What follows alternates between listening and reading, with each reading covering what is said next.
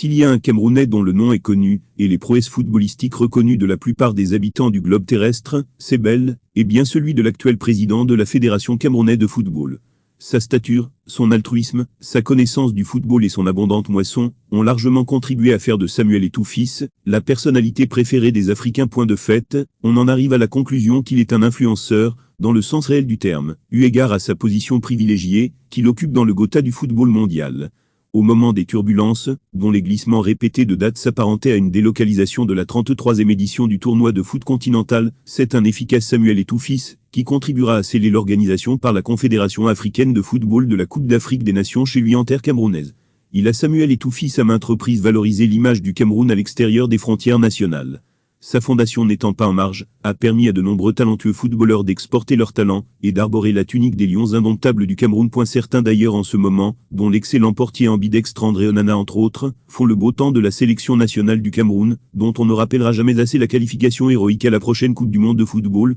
malgré un passif exécrable, dont il a hérité de l'exécutif précédent dès sa brillante élection, le 11 décembre dernier, les championnats professionnels se jouent, les améliorations sont visibles et séries sur le gâteau, les stades de football dépourvus de spectateurs, il y a quelques mois encore sont redevenus pleins à craquer comme par magie. Même s'il est établi que la perfection n'est pas de ce monde, il en demeure pas moins que Samuel Eto'o, à qui le foot a tout donné, ou presque est obnubilé par la réussite de sa mission à la tête de la FECAFOOT. Il souhaite par la même occasion marquer l'histoire du football mondial, et celle du football camerounais de manière singulière en hissant son pays au sommet de l'Olympe du football mondial au terme du plus grand rendez-vous planétaire de football au Qatar. L'actuel président de la FECAFOOT sait que le chemin est semé d'embûches, et que c'est maintenant qu'il doit préparer ses troupes à atteindre le sommet de l'Himalaya dont l'état première consiste à améliorer, et à exporter le championnat camerounais, pour que les acteurs majeurs que sont les joueurs et les encadreurs entre autres en soient les premiers importants bénéficiaires. L'excellent joueur de football, qu'il a été en à peine 6 mois a littéralement changé le statut des footballeurs au Cameroun, dont les rêves les plus fous sont de nouveau permis.